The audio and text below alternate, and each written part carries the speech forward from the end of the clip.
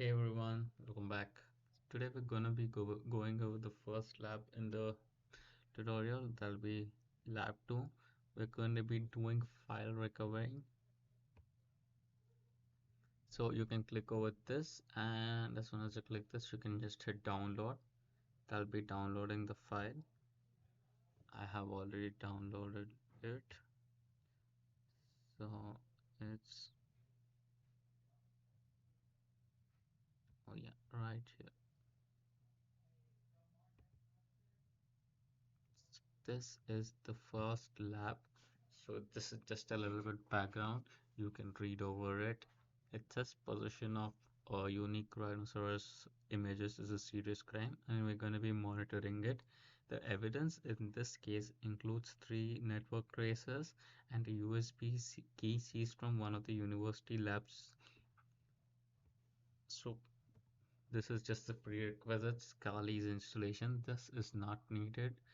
We don't have to worry about this, and we are already good with this since we already watched the previous videos.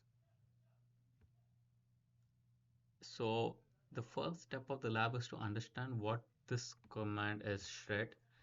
So shred is a command used to discard of images in a proper way, because when you just delete a file or delete a folder, there may be other ways to get the folder back. So we'll have to use shred, which makes it safe for deleting, and like even if it is recovered again, the contents won't be removed. So shred, so this is the shred command. So we set n is the keyword. So V stands for show progress, Z stands for override with zeros, N is override the number of times. So when you mention N3, it overrides it 3 times, and this is the file name. So the first step is, so they go over how to shred a text file, but since that's like fairly simple, I'd be showing you how to shred an image file. So for the first step, you have to download an image. So we use this link, which is the Dropbox link. So just copy this and open your Kali Linux. Go over here, open the terminal emulator. Here you can just do ls, head to documents, ls create a lab of your own. So you can just use mkdir and the name of the lab. So you can do that. So I've already have a lab. So go. So right now you can see that the lab is empty. So the command to download anything from a link in is wget. If you have doubts, you can refer it here. W, okay, minus q and this link https Dropbox link. So duplicate minus q and just paste whatever you copied.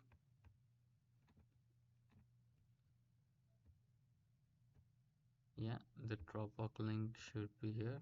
So jpg, and you can check. Oh, I think something went wrong. Let's copy it again. This kind of happens. So sometimes you don't have to worry about it. If you just entered the command wrong and there was an error, it wouldn't download. So duplicate minus q and paste the selection. Just press enter.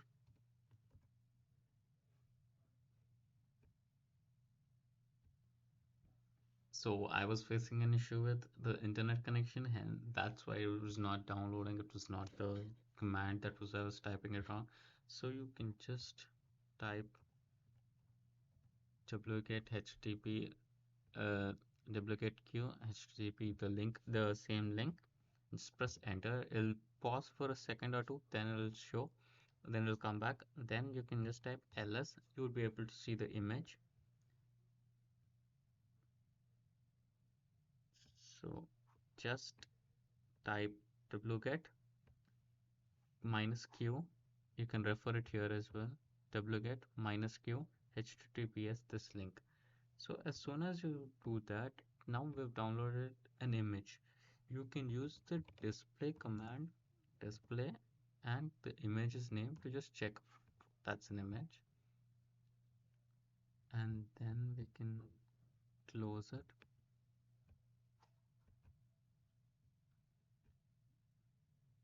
Oops, just dismiss it. Dismiss. Yeah, so we know that's an image. Now the another thing to do, how to check if our shred command is working is we have to first check the hex code of this hex code of the image. So for that, they ask us to use XDD to find the photo in hex, to show the photo in hex, but XDD doesn't work for us, so we're going to be using hex dump. So you can just type hex dump and the image's name JPG, and we if it what happens if we type headers, the first 5 lines of the first 8 lines or 9 lines of the hex code is shown, not the complete. Now we know that it's the hex code is available and it is in hex format. So now we use the shred command, shred, and as I mentioned, that's vzn, and the number of times you're going to override is 3, and then image's name. So once we do that, yeah, it's going to show us progress 1 2 3 4, and on the fourth step it completed it. So now when we try to look at the hex dump for this file, it's all zeros. So now we successfully shredded the file. So we can just clear, and we won't be using this file again.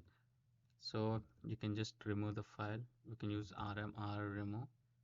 Now we have successfully removed the file as well. So this is the first step, understanding how the shred command works and what's it used for and its importance. You can go over and try a shred by yourself for the text file.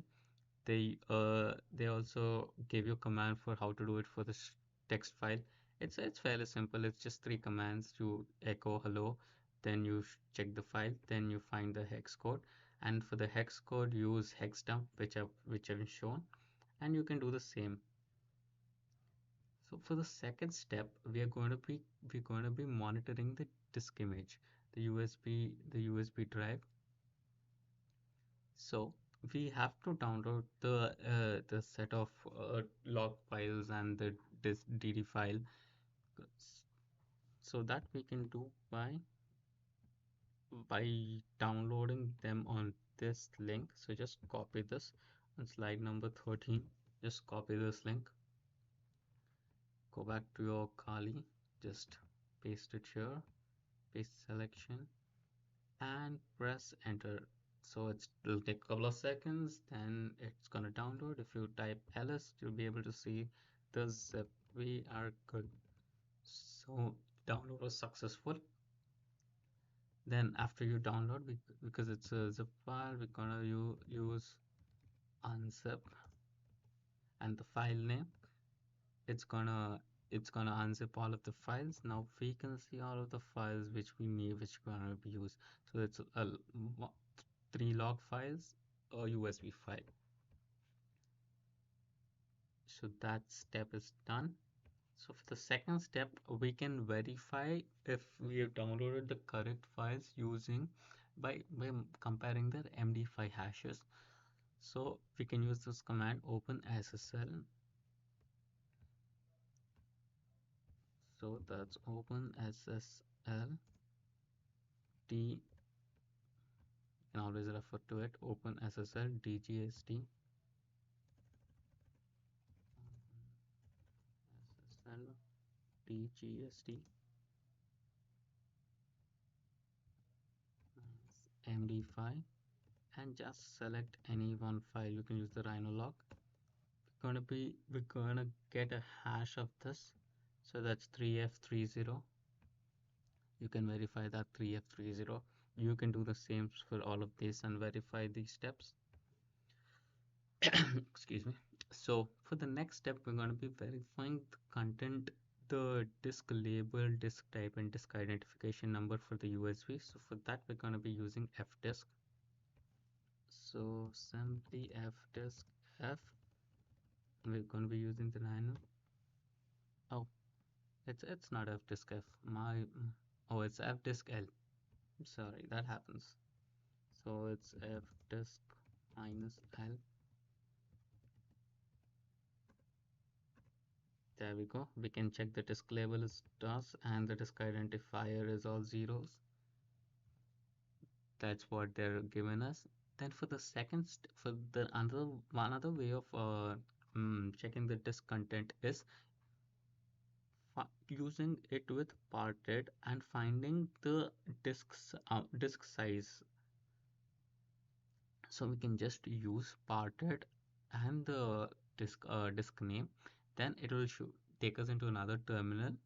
I'll, I'll show you. So when we use parted and disk name, it's going to take us into this terminal and we should type the command print. When we print, we can see that it's 260 MB, 260 MB, 260 MB. This are the details. So that's what is expected, and we're good. So to exit from this, just type quit. So this was regard to verifying if a disk is the correct disk and all of its contents. One more command to verify the file system type is fstat minus fstat rhino usb.td. So fstat rhino usb.td. So this will give you all of the time. File system type is FAT16, and that's what is the file system type here as well. So we are good. Now for the next step, we find we find the we find the if any content is hidden. So we use the file system command, fls command, sorry, in which we can check the file type, the metadata access is given to us, and we can also access the orphan files, which are deleted files that still have metadata in the file system.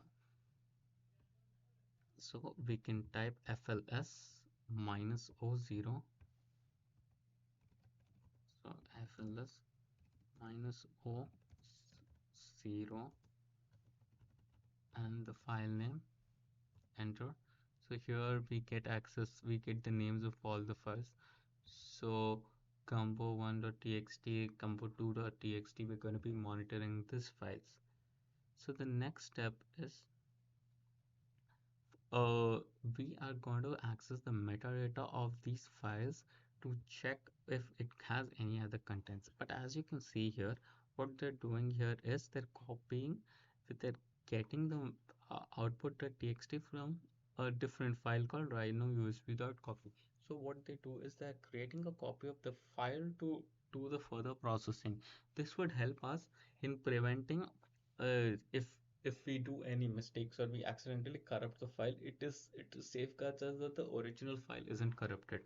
So the first step we need to do is make a copy of this file. So we can do that using this command ddf. So ddf rhino usb off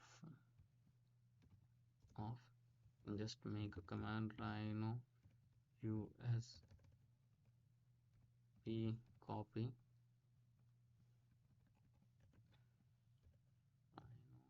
usb copy, rhino usb copy.td.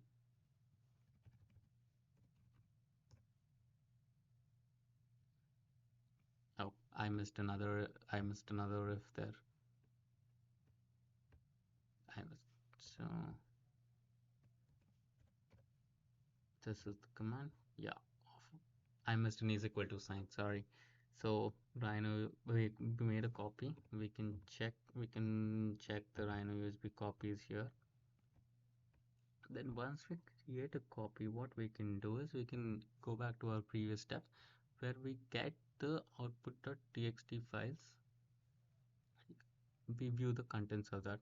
So what we can do is icat minus 00 and 0, icat minus 0.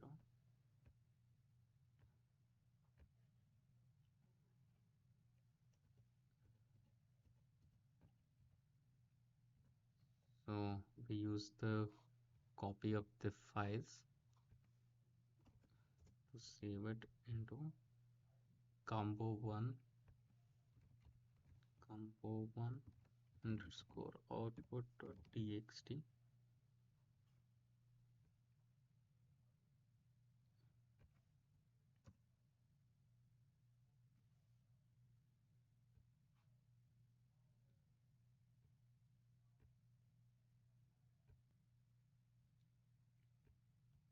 So, oh, I missed a number here. So it has to be Rhino USB copy 4 combo. Yeah, now we have we have access to the combo file.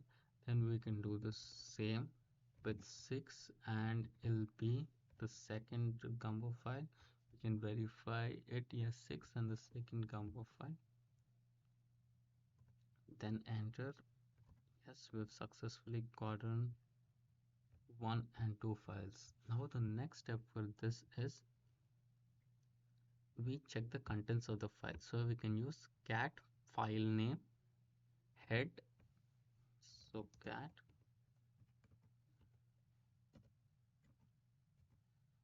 file name head and then specify the number of lines. So we have this. We can check that for the second content also. This is the content. At first look, it doesn't look suspicious. So yeah, we could not find anything from the two text files. So the next thing we'll do is we'll recover Rhino images from the disk. So we are using a library called PhotoRec. You can look it up. And here,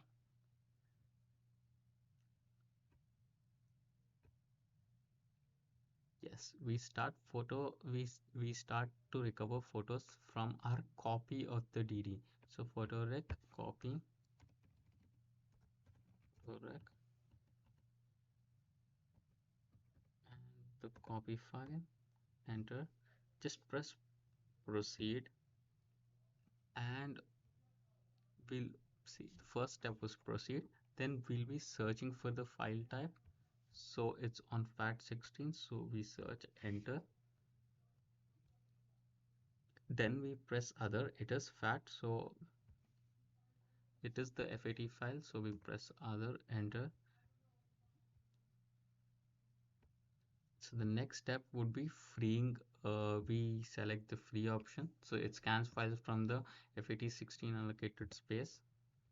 These are all our files, and it selects the current folder. So as soon as we click the current folder,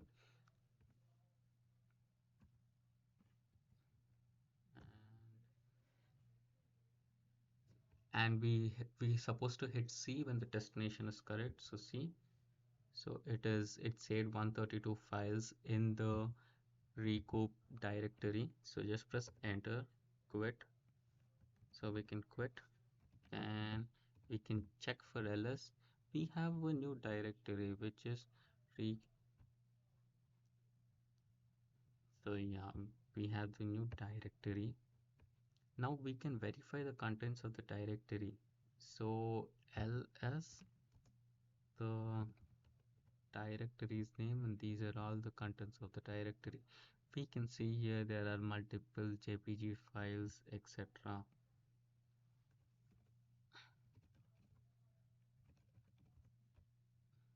So since there is a lot of files and there are multiple JPEG files, we can use the filter. We can use the command to filter the files as well.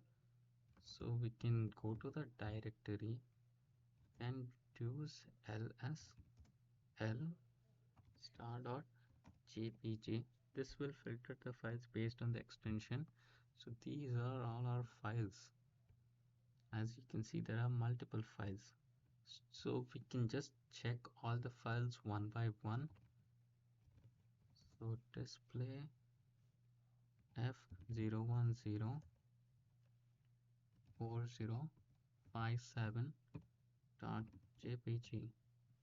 This is an alligator file which we are looking for this. So we can view all the files one by one, and then we'll be able to these are all the files. So the first one was an alligator file. So when we go one by one, we'll be able to find all of these files, and these are the files. So the 6865, let's check the 6865. Do we have the 6?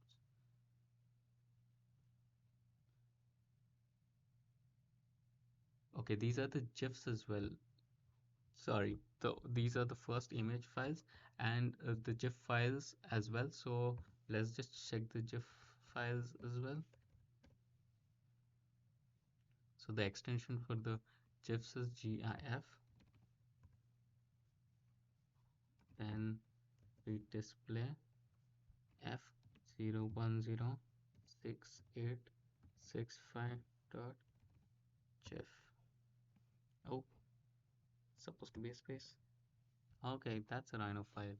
So you can monitor all of these files. Just you can check all of these files one by one, and then the GIF files. Then you'll be able to find the file. Then you can answer the question on your own.